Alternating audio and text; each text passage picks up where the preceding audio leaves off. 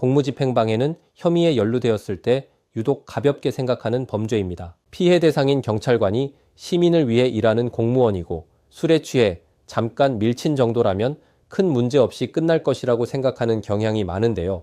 하지만 실무는 생각과는 사뭇 다릅니다. 공무집행방해 사건은 단순한 실랑이처럼 보여도 수사기관과 법원에서는 국가의 공무집행을 방해한 사건으로 봅니다. 그래서 초범이라도 재판에 넘겨질 수 있고 사안에 따라 징역형이 구형되는 경우도 적지 않습니다. 오늘은 공무집행방해 사건에서 어느 정도 행위가 있으면 재판으로 가고 어떤 경우 징역 구형 가능성이 높아지는지 실무 기준으로 살펴보겠습니다. 우선 공무집행방해죄는 형법 제136조에 명시되어 있으며 직무를 집행하는 공무원에게 폭행이나 협박을 한 경우 5년 이하의 징역 또는 1,000만 원 이하의 벌금형에 처해질 수 있습니다. 술에 취한 상태에서 경찰관에게 욕설을 하거나 팔을 뿌리친 정도의 폭행에 그쳤고 곧바로 제압되었으며 경찰관에게 별다른 상해가 없고 초범인 경우라면 조금은 혐의를 가볍게 볼 수 있는 상황입니다. 이런 경우 약식 기소,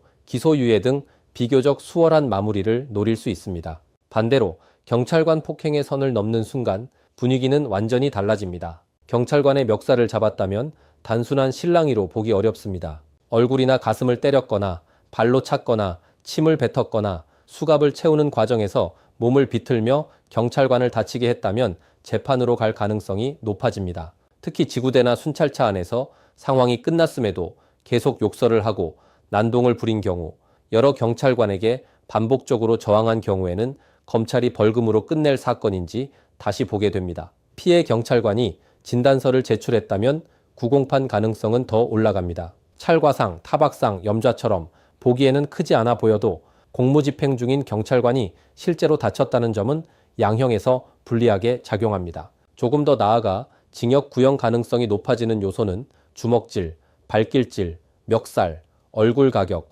장비 파손이 있는 경우, 경찰의 제지에도 계속 저항한 경우, 피해 경찰관이 다친 경우, 동종 전과나 폭력 전과가 있는 경우, 합의나 공탁 등 피해 회복 노력이 부족한 경우 등입니다. 공무집행방해 사건의 처벌 수위는 반복성, 공무집행 방해 정도, 경찰관의 상해 여부, 전과, 사건 이후 태도까지 모두 함께 고려되므로 서두처럼 혐의를 스스로 가볍게 생각해서는 안 됩니다. 몸싸움이 체포 과정에서 있었는지, 경찰관이 넘어졌는지, 장비가 손상되었는지, 진단서가 제출되었는지 등에 따라 사건의 무게는 완전히 달라질 수 있습니다. 공무집행방해죄는 위에서 설명한 것처럼 상황에 따라 실무에서는 생각보다 빠르게 재판으로 넘어가고 징역형 구형까지 이어질 수 있습니다. 그럴수록 신속히 공무집행방해 사건 전문 변호사의 조력을 통해 본인의 행위가 수사기관과 법원에서 어느 정도로 평가될지 정확히 파악하고 그에 맞는 대응을 준비해야만 위기에서 벗어날 수 있습니다. 감사합니다.